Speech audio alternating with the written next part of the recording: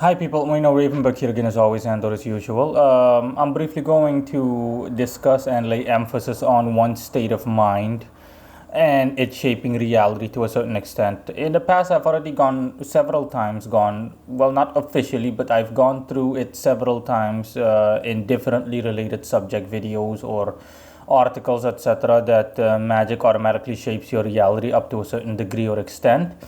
Um, but setting that aside, something that most people are already aware of, but it doesn't really sink in, it's something that they're superficially aware of at best, is that your state of mind also obviously shapes reality up to a certain extent.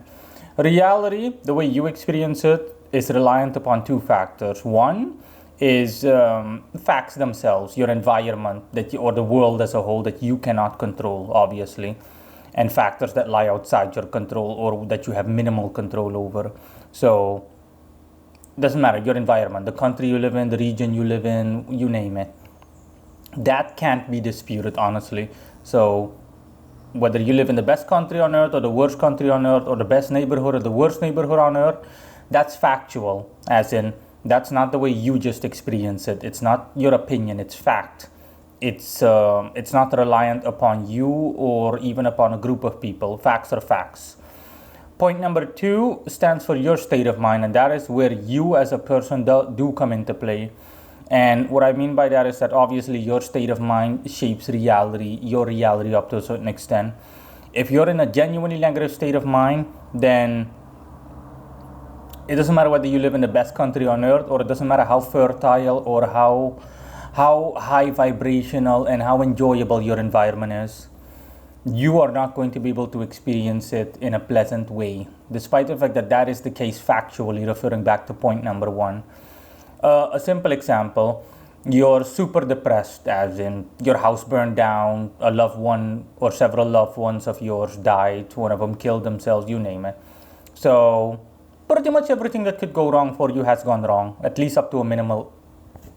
At least up to a minimal extent. Now, you're in, I don't know, a friend manages to, in an effort to cheer you up, you are in a really beautiful park, you're in a really beautiful amusement park. Everything is so nice and everybody's having a good time except you. How is that the case? Your state of mind, plain and simple.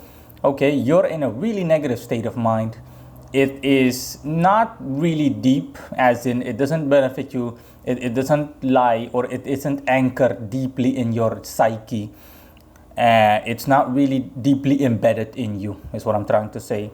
But superficial, you're in a really negative state of mind, superficially to mildly. If for whatever reason the whole situation keeps dragging itself on, then it's going to anchor itself into your psyche and it's going to sink deeper and deeper, so to speak, into your astral body, and yeah, negativity will become a way of life. But that stands loose from the factual factors. So factor number one, your environment.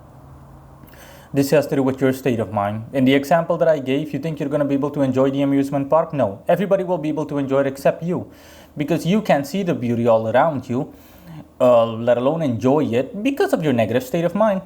You can be in literally the happiest place on earth, and no, I don't mean Disneyland, obviously. I literally mean, if there were such a thing, the happiest place on earth, you could be there. But if you're in a negative state of mind, you're not going to be able to enjoy it. Adversely, if you're in a really positive state of mind, your environment can be as decrepit as possible, and you're still going to be able to enjoy yourself up to a minimal extent, regardless of how lacking in value or quality your environment is. See what I mean? Your state of mind. So, reality, the way you experience it, is dependent on 2 points, like I said: factual reality, so your environment, etc., all the factors in the world that you can control. So, essentially, the world, period. Factor number two, your state of mind.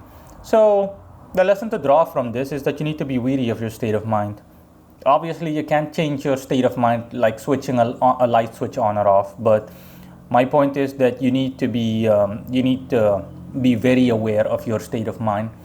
If you're genuinely in a great state of mind, you're mentally, astrally, spiritually as a whole, you're healthy as a clam, or healthy as a horse, healthy as a lion, you name it, whatever, then it doesn't matter where you go or what you do. It doesn't matter how bad things get in the world or how good things get. You're still going to be better off as a whole, as compared to if you're in a really bad state of mind. So again, like I said, if you're in a ridiculously bad state of mind, you're super depressed, etc., you're like 2 steps away from killing yourself, as a matter of speaking, then it doesn't matter whether you go on vacation, whether someone takes you to a beautiful paradise-like looking island, you will not be able to enjoy yourself because you're just down in the dumps. So factual thingy set aside, the factor of factual reality set aside, you need to pay attention to your own personal reality, which is caused by your state of mind. That is all. Bye.